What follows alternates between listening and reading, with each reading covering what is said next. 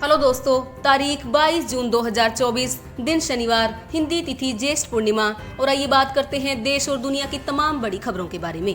देखिए, एक तो आज के दिन को विश्व वर्षावन के रूप में मनाया जाता है और आज 22 जून को गुरु हरगोविंद सिंह जी का प्रकाश पर्व भी मनाया जाएगा। यह सिखों के 6वें गुरु हैं और आज इनके जन्मदिन को प्रकाश पर्व के रूप में मनाया जाता है। इस मौके पर पंजाब सरकार की तरफ से आज सरकारी छुट्टी की घोषणा भी की गई, यानी कि आज सार्वजनिक अवकाश रहेगा पंजाब राज्य में। चलिए अगली बड़ी खबर में, नीट और यूजीसी एग्जाम की कंट्रोवर्सी के बीच अब केंद्र सरकार ने देश भर में एंटी पेपर लीक कानून लागू कर दिया है। जी हाँ, ये देश भर के करोड़ों स्टूडेंट्स के लिए बहुत ही अच्छी खबर है दोस्तों।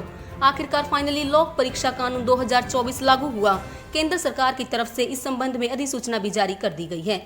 आपकी जानकारी के लिए बता दूं कि ये जो एंटी पेपर लीक कानून है, इसमें अधिकतम 10 साल तक की जेल की सजा और 1 करोड़ रुपए तक के जुर्माने का प्रावधान भी रखा गया है।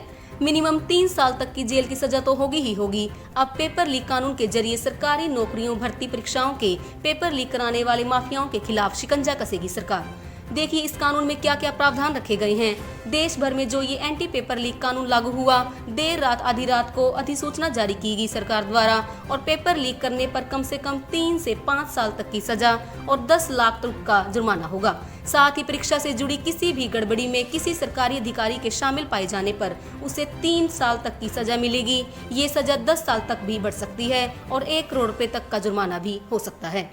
केंद्र सरकार की तरफ से यह नोटिफिकेशन आप देख सकते हैं दोस्तों। इसके अलावा जिस एग्जाम सेंटर में गड़बड़ी पाई गई उसे 4 साल तक के लिए सस्पेंड कर दिया जाएगा और एग्जाम सेंटर में हर किसी को एंट्री नहीं दी जाएगी।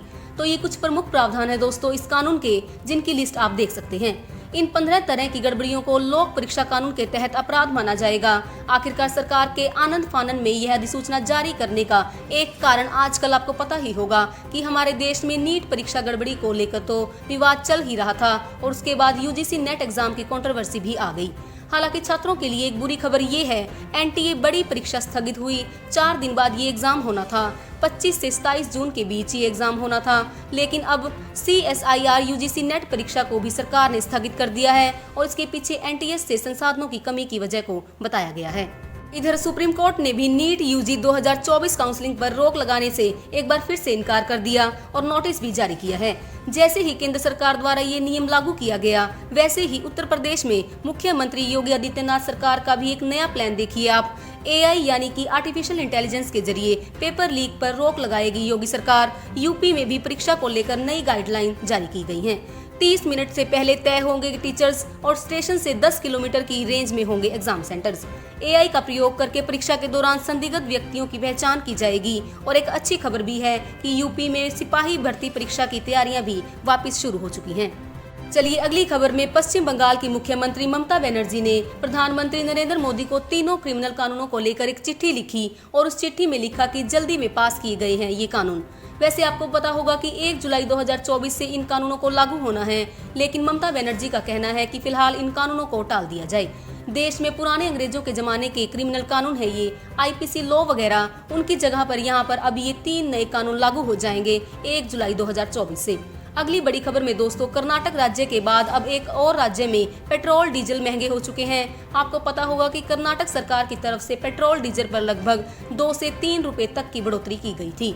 उसके बाद देखिए आप, गोवा राज्य ने भी पेट्रोल डीजल के दाम में बढ़ोतरी का ऐलान किया है। और आपको बता दूं कि पेट्रोल में 1 रुपए प्रति लीटर और डीजल में 36 पैसे प्रति लीटर तक का इजाफा यानी बढ़ोतरी की गई है।